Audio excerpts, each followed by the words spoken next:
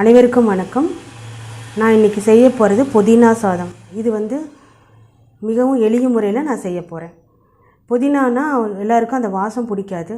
ஆனால் நான் செய்கிற மெத்தடில் பார்த்தா எல்லோரும் விரும்பி சாப்பிடுவாங்க. அதுக்கு தேவையான பொருட்கள் என்னென்னு பார்க்கலாம். நல்லெண்ணெய் கொஞ்சம் எடுத்துக்கலாம். ஆயிலு, கடுகு உளுத்தம் பருப்பு, 2 பச்சை மிளகா, புளி கொஞ்சம், வரமிளகா, பூண்டு, உப்பு, வடித்த சாதத்தை கொஞ்சம் எடுத்து வச்சுருக்கிறேன்.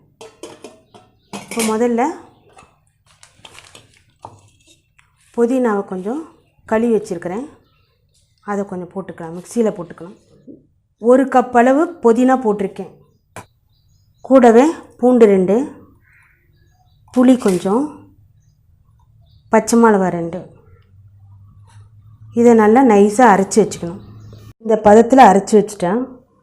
நான் மண்சட்டி பயன்படுத்துகிறேன். ஏன்னா இதில் செய்கிறது இப்போ ஆரோக்கியத்தை கொடுக்கும், ருசியையும் கொடுக்கும். வாணலி சூடாயிடுச்சு. இப்போ இதுக்கு நல்லெண்ணெய் கொஞ்சம் ஊற்றிக்கலாம்.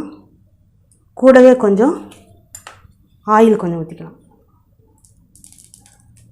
நல்லெண்ணெய் ஏன் சேர்த்துறேன்னா அது ருசியை கொடுக்கும். காஞ்சிருச்சு. இதில் கடுகு உளுத்தம் பருப்பு போடும். நல்லா பொரியணும். அடுத்ததை வரமிளகா 4 போட்டுக்கலாம். இன்னும் கூட அதிக காரம் வேணும்னு இன்னும் 2 மிளகா போட்டுக்கலாம். அடுத்ததை நம்ம அரைச்சி வச்சுருக்கிற புதினாவை ஊற்றணும்.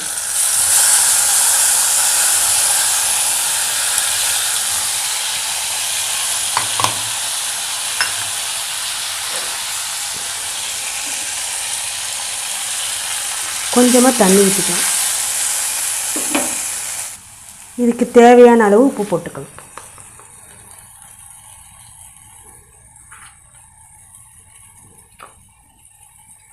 இது நல்லா கொஞ்சம் கொதிக்கணும்.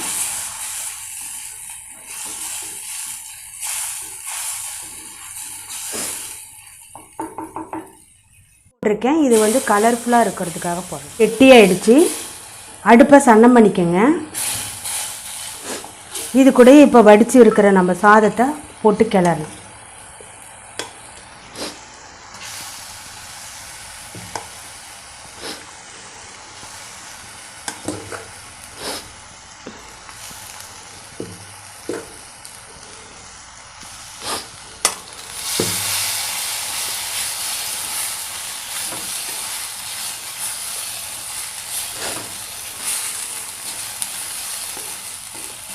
சாதம் ரெடி ஆகிடுச்சு.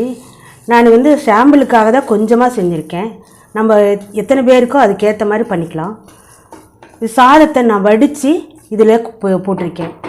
புதினா செஞ்சுட்டேன். இது ரொம்ப சிம்பிளானது தான். நம்மளுக்கு தேவைன்னா ஒவ்வொருத்தருக்கு முந்திரியெல்லாம் பிடிக்காது, அதனால் நான் போடலை. நம்ம லைட்டாக 2-3 முந்திரி போட்டு கூட செஞ்சு சாப்பிட்டுக்கலாம். பார்க்குறதுக்கே கிரிப்ஸியாக இருக்குது. நீங்களும் செஞ்சு பாருங்கள். நன்றி.